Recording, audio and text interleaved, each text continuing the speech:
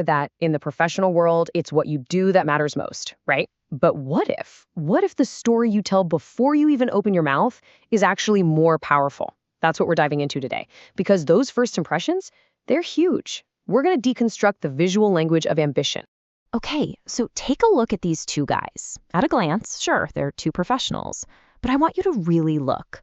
See every little detail, the tie, the briefcase, how they're standing, even their smiles. It's all a signal.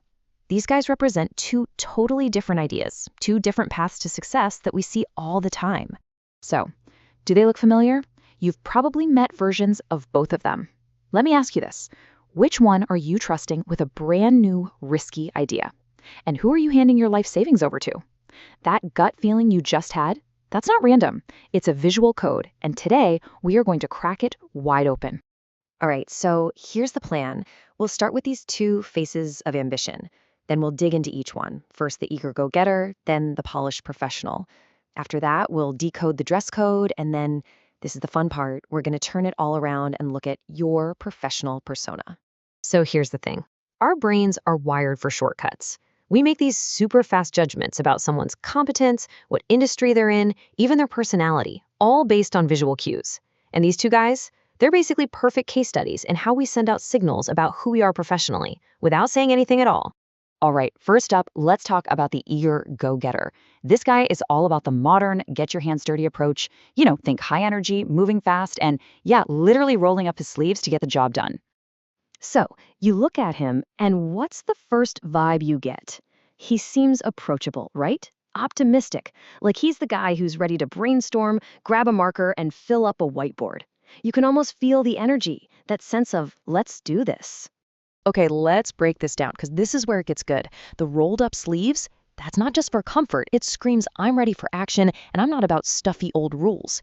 And that open folder he's got, it suggests transparency, like, hey, look, this is a work in progress, we're in this together. Even the way he's standing, hand in his pocket, relaxed, it's confident, but not stiff. It's all designed to say, I'm approachable. Okay, now let's completely shift gears. Let's meet our second guy, the polished professional. He represents a whole different kind of success. This one is all about tradition, structure, and, that established authority. And right away, the whole feeling is different, isn't it?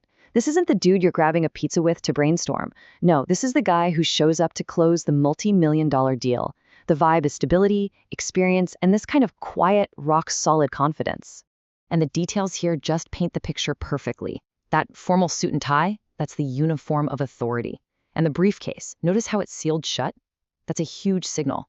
It means confidentiality, high-stakes business, finished work, nothing is in progress. He's standing there, feet planted, totally symmetrical, that signals stability. And the smile, it's not just friendly, it's reassuring. It's a smile that says, relax, I've got this handled. All right, so we've looked at them one by one. Now it's time to put them head to head and really get into what this all means. This is where you see just how much is being said without a single word. This chart really spells it out, doesn't it? Our go-getter, his whole look just screams tech startup or creative agency. His world is all about innovation, growth, and his style is collaborative and open. Now, the professional, he's a perfect fit for finance, law, a big corporate HQ. Places built on stability and authority. His communication is going to be much more formal, more deliberate.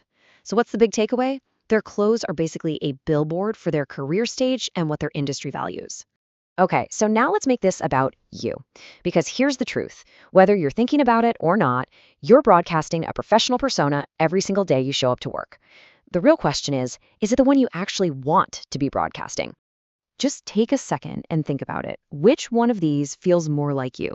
Are you more of the sleeves rolled up, let's get it done type, or the suited up, in charge figure? Maybe you're a little bit of both. Just figuring out what your natural default is, that's the first step to really owning it. And then zoom out a bit. Think about your whole industry. Every single one has its own unspoken uniform, right? So what does yours signal to the rest of the world? Does that classic tech hoodie say innovation, or does it come off as a bit immature? Does the lawyer's suit mean competence, or does it feel like they're stuck in the past? Now, this is where it gets really interesting and really powerful. You can actually use all these signals on purpose. Say you're gunning for a leadership role in a more traditional company. Well, borrowing some of those polished professional cues could really help people see you in that light. Or maybe you're trying to get your team to be more innovative. A more approachable, go-getter vibe could be way more effective. So let me leave you with this one last thought. The world of work is changing so fast, right? The lines between industries are getting blurry, and the old rules, well, they just don't always fit anymore. So the real question isn't just about the job you have right now, it's about the story you want your career to tell. So, are you dressing for the job you have, or are you dressing for the one you're building for yourself?